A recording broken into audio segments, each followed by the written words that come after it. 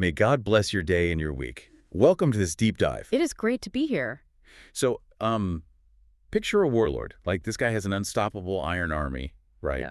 But he's defeated not by an opposing general, but by, well, a flash flood, a tent peg, and a woman who just flat out refused to be a victim. Yeah, it's quite the setup. Right. Today, we are taking you into an ancient text that, honestly, it reads way more like a cinematic thriller than, a standard historical record. We're looking at the Song of Deborah from Judges chapter 5. Such a fascinating piece of literature. It really is.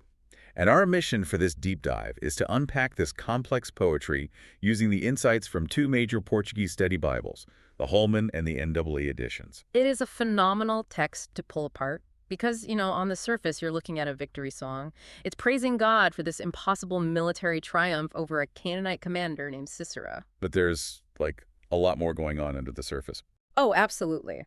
Underneath that celebration, the text really forces you to confront the gritty realities of ancient geopolitics and, well, the harsh mechanics of Bronze Age warfare, plus this really deep psychological study of human complicity. Yeah, and to really grasp what's happening in this song, we kind of need to understand the environment these people were living in, because the text sets the scene in the days of Shamgar and Jael, and, it paints a picture of total societal collapse. Total collapse. It was bleak. The study notes highlight that the main roads were entirely abandoned. Like, if you were an Israelite trying to get from one town to another, you were absolutely not taking the highway. Right, you couldn't. You were sticking to the shadows, navigating these twisted, hidden backcountry paths. It reminds me of a post-apocalyptic movie, right? Where people are just hiding in the woods because the roads are too dangerous. That's a perfect analogy, actually. You had to hide because the infrastructure of normal life was just gone.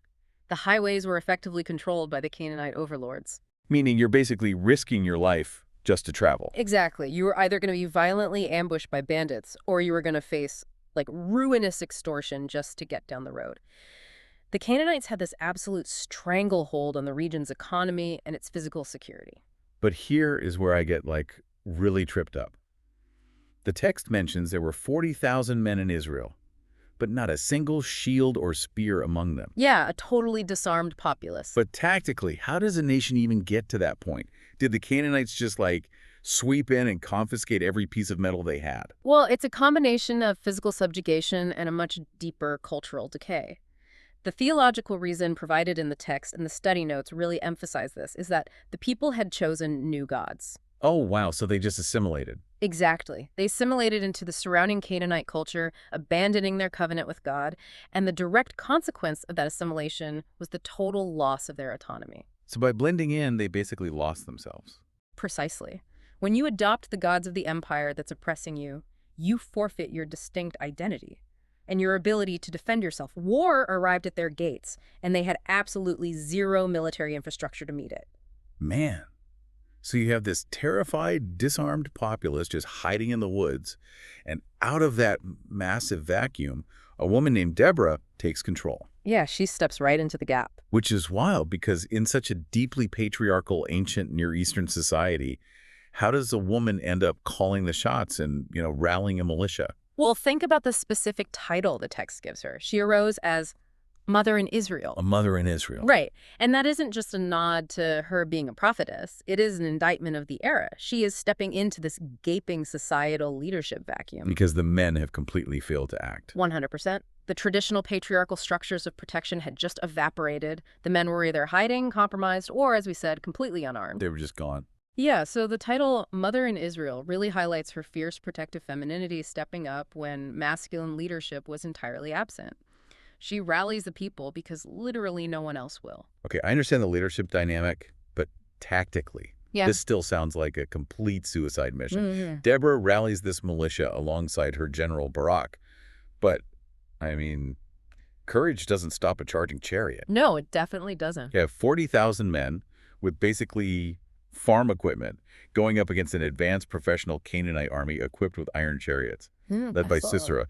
What was the actual military strategy here? Were they just marching into a valley hoping for a miracle? From a purely earthly perspective, yes, it was a massacre waiting to happen. Sisera's iron chariots were the ancient equivalent of heavy tanks. Right. On flat ground, they're absolutely unstoppable. But the song shifts its focus from the ground to the sky. It describes a theophany, a visible, physical manifestation of God entering the battlefield. The imagery there is so intense. It says God marches out from the region of Seir, for the fields of Edom. And the text describes the earth trembling, the heavens pouring down water, the mountains quaking. It's a massive storm. Yeah, it's this massive sudden storm system just rolling in out of nowhere. And you have to remember the geopolitical theology at play here. The Canaanite pantheon revolves around Baal, right? In their belief system, Baal is the storm god. Oh, interesting. Yeah, he is the rider of the clouds. He's the one who possesses jurisdiction over the rain and the thunder. So if you are a Canaanite soldier and you see these dark storm clouds gathering over the battlefield, you are probably thinking, like, your God is showing up to secure the victory for you. Exactly. You'd feel invincible. But the song declares that it is Yahweh, the God of Israel, who is actually commanding these cosmic elements. Wow, so it's like a direct challenge. It's a calculated public mockery of Baal's supposed jurisdiction. God weaponizes the very elements the Canaanites thought their false god controlled. The text says, "From the heavens the stars fought. From their courses they fought against Sisera." Which brings us to the actual mechanics of the battlefield. The song mentions the river Kishon, sweeping the enemy away. Now, normally the Kishon isn't this massive, raging river, right? Right, for much of the year, the Kishon is essentially a wadi. It's just a dry riverbed situated in a valley with all this baked clay. Okay, baked clay. But when a sudden torrential flash flood hits that specific geography, that baked clay instantly transforms into a deep, inescapable mire. Oh, man. And that is the absolute death knell for the chariots. Complete disaster for them. Because you put heavy, cutting-edge iron wheels on a flooded clay plain, and your ultimate military advantage instantly becomes a suction trap. The chariots sink, the horses panic, and what's amazing is the text actually uses its poetic meter to mimic the sound of the chaos. Really? How so? Well, the rhythm of the Hebrew mimics the galloping, pounding hooves of the horses, desperately trying to pull these sunken chariots out of the mud while the floodwaters rise. That is incredible. Yeah, the technological supremacy of the oppressor is completely neutralized by the geography and the weather. But, neutralizing the military hardware was really only half the battle. Because while the earth and sky were fiercely loyal to the cause, the actual human beings on the ground were dealing with a massive internal crisis. Yeah, the disunity. This is where the song pivots to a really harsh roll call, examining who actually showed up to fight and who chose self-preservation. It praises some tribes, right? It does. It praises tribes like Ephraim, Benjamin, Machir, Zebulun, Issachar, and Naphtali. These were the people who risked their lives, stepping onto that battlefield with whatever makeshift weapons they could find. But then Deborah lists the absentees. And honestly, the way she describes them is painfully recognizable today. Take the tribe of Reuben, for example. Oh, Reuben, yeah. The text notes that among the divisions of Reuben, there were great discussions and great searchings of heart. But they just sat among the sheepfolds, listening to the piping for the flocks. It's like the ultimate useless corporate committee. That is exactly what it is. A literal crisis is unfolding, people are dying, and Reuben is scheduling another symposium to debate the nuances of intervention. Right. They just sit around the campfire having these deep, philosophical discussions about justice. But they never actually pick up a weapon. Zero action. Yeah. And they aren't the only ones. No. The text calls out Gilead for staying safely on the other side of the Jordan River. But the ones that really stand out to me are Dan and Asher. Yes. The text says Dan stayed by their ships, and Asher remained on the coast, sitting in their harbors. And the study notes provide some really crucial context here. What were they doing on the coast? Well, Dan and Asher were deeply entrenched in the coastal economy. Their location and their ships indicate a heavy Canaanite influence. Oh, I see. So this wasn't just fear keeping them away. This was a calculated financial decision. Exactly. It's like a modern multinational corporation refusing to pull its business out of a dictatorship because, well, the supply chain is just too profitable. Morality takes a back seat to the coastal trade routes. Like, why upset your Canaanite trading partners to go fight a battle in the mud? They chose comfortable, profitable neutrality over costly solidarity. And the text does not let this apathy slide. It issues a devastating curse on a place called Meroz. Yeah, it says, curse Meroz bitterly, right? Because they did not come to the help of the Lord against the mighty. You have this stark, damning contrast.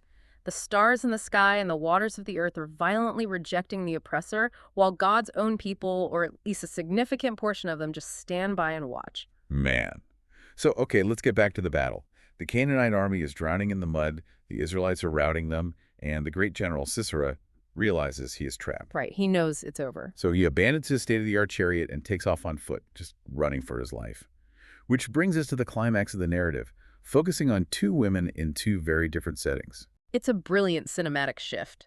We move away from the grand scale of armies and weather systems, and the lens narrows down to the intensely personal, claustrophobic space of a nomad's tent. So Sisera is running, and he heads for the tent of a woman named Jael. Now, the notes point out that Jael is not an Israelite. No, she's not. She is the wife of Heber the Kenite, and this specific group had a working peace agreement with the Canaanite king. So in Sisera's mind, he hasn't just found a tent, he has found a diplomatic safe house. He enters exhausted, terrified, and severely dehydrated. He asks for a drink of water. But Jael, recognizing exactly who is in her tent and what is at stake, does not give him water. She gives him milk, right? She opens a skin of milk and offers him thick curds in a bowl fit for a prince. And we really have to look at the biological reality of what she's doing here. In the ancient Middle East, this isn't just a glass of cold milk from the fridge. Not at all. These are curds, often called leban or Iran, which are extremely heavy in warm animal fats and lactic acid. Exactly. When you give a massive dose of heavy, warm animal fat to a man who is severely dehydrated, in a state of high adrenaline, having just run miles through the desert heat, his body just cannot process it. It shuts him down. It forces a massive parasympathetic nervous system crash. She literally induces a physiological coma. So Sisera falls into a deep, exhausted sleep. And Jael doesn't hesitate. She doesn't have a sword or a spear. She uses what she has. Yeah, she reaches for the domestic tools she uses every single day. A wooden tent peg in her left hand and a heavy workman's mallet in her right. She steps quietly over to him, positions the peg against his temple, and drives it straight through his skull, pinning his head into the dirt floor. It is a visceral, mechanical act of execution. And the original Hebrew poetry, which the study notes really highlight, forces the reader to sit with the physical reality of that moment. The repetition in that part is wild. Yeah, the text uses this rhythmic, percussive repetition. At her feet he sank, he fell, he lay. At her feet he sank, he fell. Where he sank, there he fell dead. You can almost hear the strike of the mallet in the rhythm of those words. You really can. And the literary purpose of that repetition is to emphasize the total crushing humiliation of Sisera. Right, because of who he was. Exactly. Yeah. Consider his identity. He is this hyper-masculine, terrifying warlord who commanded an empire of iron.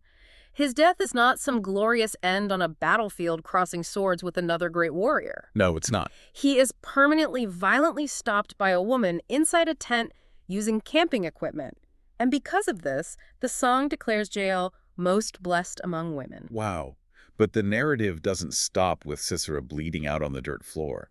It immediately cuts to a second woman, creating this incredibly tense, dramatic irony. It's such a striking juxtaposition. We leave Jael's tent, and suddenly we are inside a luxurious palace. We're looking at Sisera's mother, staring out through the lattice of a window, waiting for her son to come home.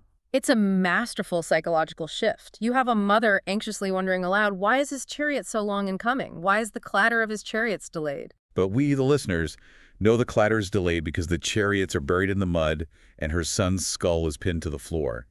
But she is completely in the dark. She has no idea. So she and her attending wise ladies start rationalizing the delay.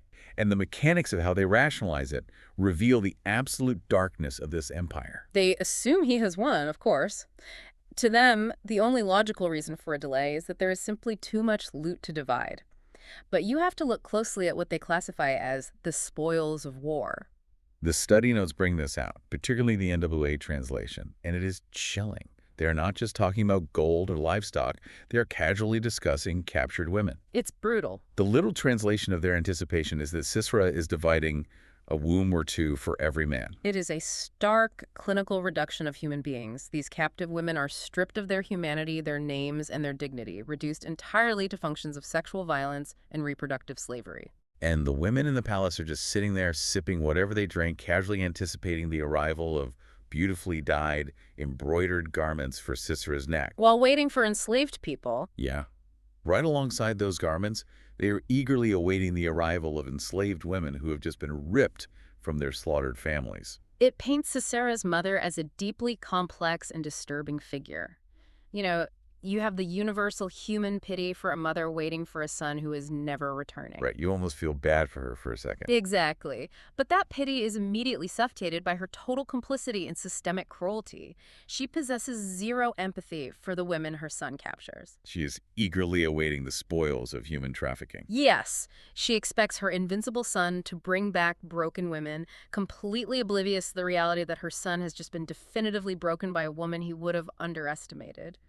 The oppressor who treated women as disposable property is brought down by the very demographic he marginalized. It's an incredible piece of vindictive poetry.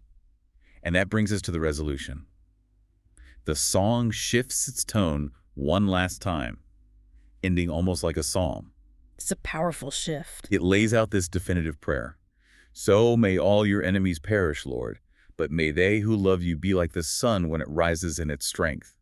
And the tangible, historical result of this storm, this mud, and this tent peg, the land had peace for 40 years. When you step back and synthesize everything we've pulled from these notes, you realize this isn't just an archive of a Bronze Age conflict. No, it's so much more than that. It is a mirror held up to human behavior. It demands that you, the listener, evaluate your own default settings in the face of injustice. It issues a severe warning against being like the tribe of Reuben, being the person who engages in endless philosophical debates about what is right, but refuses to risk anything to actually secure it. Sitting by the campfire, protecting your own supply chains, while the vulnerables are getting crushed. Exactly. Apathy is a choice, and it is a choice that this text fiercely condemns. But on the flip side, it also serves as a reminder that when the traditional systems of power fail, when the highways are deserted and the people who are supposed to protect you are hiding, the most unexpected individuals can step into the vacuum. A mother in Israel. A mother in Israel. A woman with a tent peg. People who refuse to be victims can rise up and alter the trajectory of history. And that leaves us with a final provocative thought to mull over. We've spent this time unpacking an ancient song where the stars and their courses and the very rivers of the earth are described as fighting against false powers. It's a huge concept. It really is. It makes you wonder, what forces in our modern world, perhaps the slow, undeniable march of truth or time or nature itself, are quietly working against the iron chariots of today? What systems are already in motion, just waiting for us to stop having great discussions, step out of the shadows, and finally take action? Something to really think about. Definitely. Well, thank you for joining us on this journey today. God blesses all the listeners.